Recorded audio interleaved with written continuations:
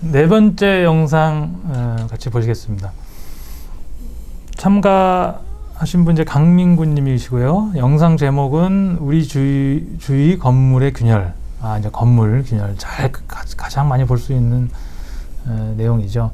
영상 주제는 다칠 수도 있는 건물의 노후를 보수해 주세요. 예. 그 건물 이제 주위에 다니시면서 이제 균열이나 아니면 건물에 좀 문제가 있는 부분들을 이제 많이 찍으신 것 같아요. 그다음에 우리 주위의 설명은 우리 주위에 쉽게 볼 수 있는 건물의 노후, 그다음에 다칠 수도 있는 점, 아이들이 다칠 수도 있다. 그다음에 보수가 필요하다. 이런 설명이 되어 있고요. 영상 같이 보시겠습니다. 우리 주위 일상 속에선 간간히 노후, 충격으로 인한 건물들의 손상을 볼 수 있습니다. 예를 들면 이런 곳곳에 보이는 콘크리트 벽면의 균열과 콘크리트 속의 철근 노출로 인해 우리는 위험에 노출되어 있습니다. 우리 주위에서 쉽게 발견할 수 있었던 손상된 건물들의 사진입니다.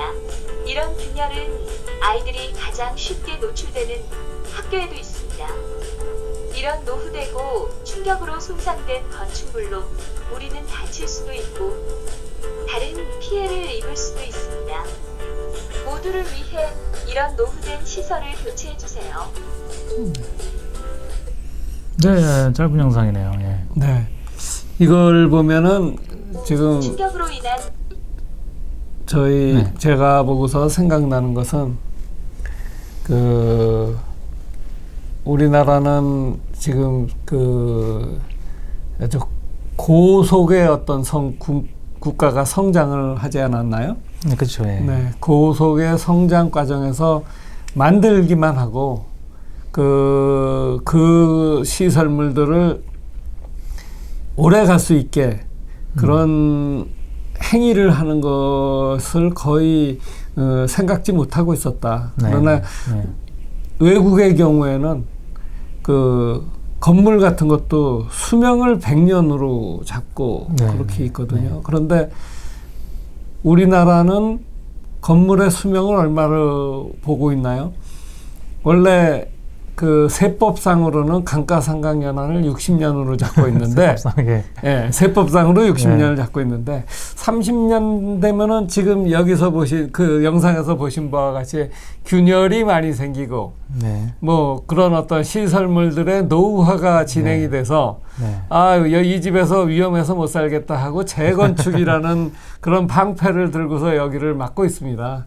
그러다 보니까 이런 시설물들의 유지 관리가 제대로 이루어지지 않지 않나 하는 생각이 드는군요. 네. 혹시 재건축은 땅값 올리려고 하는 거 아니에요? 땅값 올리려고 그러는데 위험해서 하는 게 아니라 위험해서 하는 게 아니죠. 네. 집값 올리려고 집값을 올리려고 그러는 거죠. 예. 지금 저는 요 영상 보면서 이제 진짜 위험한 균열과 위험하지 않은 균열 이제 좀 구분이 돼야 되는데, 제가 알기로는 뭐 재건축한다는 강남 아파트들 있죠.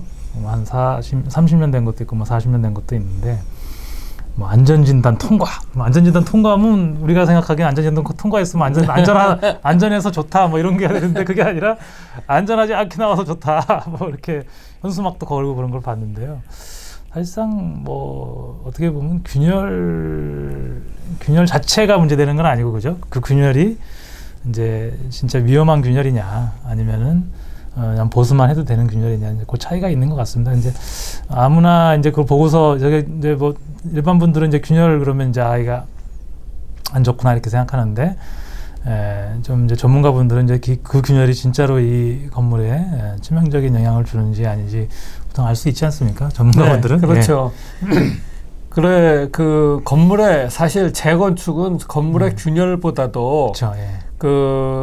건물을 사용하는 데 필요한 설비들, 뭐 수도관이라든가 난방관이라든가 그런 전기 배선도 그렇고, 그런 전기 배선이라든가 그런 것에 문제가 생겨가지고 그것을 이제 그것을 보수하고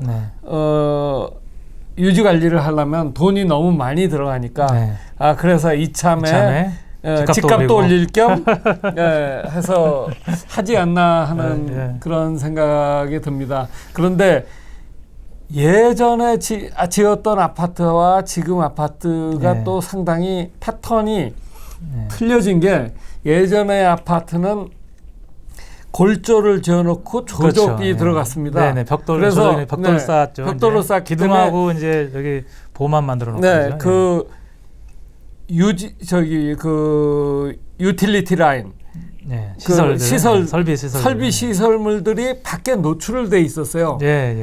그럼에도 불구하고 지금 이런 상황인데 지금 짓고 있는 대부분의 아파트는 벽 속에 매립되어 있다는 게 가장 큰 문제지 않을까. 그 관이 20년밖에 못 간다면 그 건물 자체도 20년밖에 못 가게 되는 그러한 문제가 도래를 하게 되기 때문에 지금 짓고 있는 아파트가 더 문제지 않을까 하는 제 개인적인 의견입니다.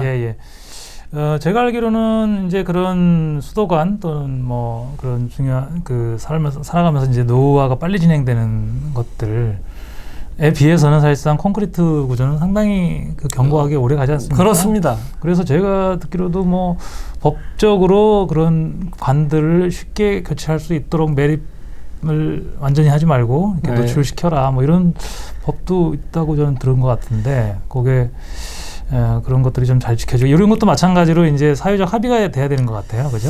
이게 어떤 거는 규제라고 생각하는데 그게 사실상 전반적으로 뭐 그 지구 환경을 생각하거나 뭐 폐자재 이런 폐기물이 안 나오도록 거기에도 그렇죠. 돈벌이에 그런 어떤 이런 검은 손이 숨어 있지 않은 생각입니다. 그렇죠. 무슨 얘기냐면요. 옛날에는 그 설비 시설이 천장으로 다 지나갔거든요. 천장이라고 그러면 우리 천장과 슬라브 사이에 빈 공간으로 다 지나가는데 요새는 그 공간마저 한 층을 더 만들면 그만큼 돈이다. 그래서 이 전체적인 높이를 건물의 높이를 낮추면서 한 층을 더 만들어서 그것을 돈으로 환산을 하기 때문에 더더욱이나 큰 문제들이 생기지 않나 하는 생각이고요. 또 하나 요즘에 보면은 층간소음이라는 아주 살인을 마다하지 않는 그런 아주 큰 사고들이 발생되고 있거든요. 층간소음으로 인해서.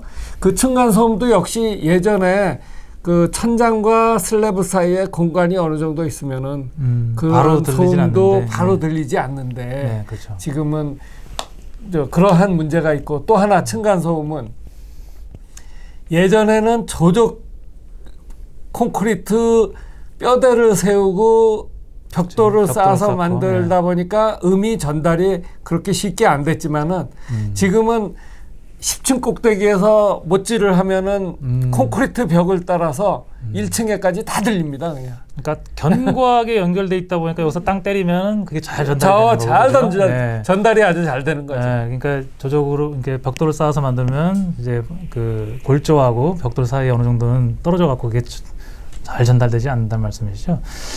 저희 그 균열에 대해서 나왔는데 이제 저희가 자꾸 이제 하는 얘기 좀 어떻게 보면 이게 애매한 게 이게 사유시설들이거든요. 그러니까 물론 이제 학교는 공공시설이지만, 그러니까 저희가 이렇게 걸어다가는데 옆에 담장이 위험해 보여요. 근데 그게 공공시설이 아니라 남의 집 담장이잖아요. 근데 그 사람한테 가서 당신은 이거 위험한데 왜 안 고치냐라고 하기가 쉽지가 않다는 거. 그게 좀 그 사유시설의 그 부분은 일부의 단독주택은 그게 강제성은 안 띄어지지만은 공공주택의 경우에는 그렇죠, 1종 시설물, 2종 시설물, 그 3종 시설물에 분류가 있어서 일정 기간마다 정밀안전 진단 점검을 수행하도록 되어 있거든요. 그렇죠, 그런데 그 수행의 주체가 누구냐? 아파트 주민이 해야 된다. 그러니까 안 하고 있는 거죠, 지금. 그러니까 뭐 아파트 공동주택이긴 하지만 결국은 사유재산이다 보니까 그걸 정부가 강제해가지고 이게 균열 왜 안 고쳐 이게 할 수가 없다는 게 이제 그게 어떻게 보면 뭐 이것도 어떤 문화의 일종인데 그죠? 그러니까 재건축이 진행되는 거 아니겠습니까? 일부러 방치하는군요. 일부러 방치함으로써 그 집값도 올라가고요. 그래서 주위에 보이는 균열들을 우리 스스로 잘 고치고 불안해 보이는 것만으로도 솔직히 좀 안 좋을 수도 있으니 네, 그죠? 그게 그러면. 뭐 진짜로 무너지고 안 무너지고 떠나서 그래서 네. 어떻게 보면 우리가 뭐 얼굴에 상처 있는데 이렇게 뭐 그 저기 하고 다니는 거하고 똑같잖아요, 그죠? 좀 이렇게 깨끗하게 합시다. 뭐 그런 내용으로 보면 될 것 같습니다. 네, 마치겠습니다. 네.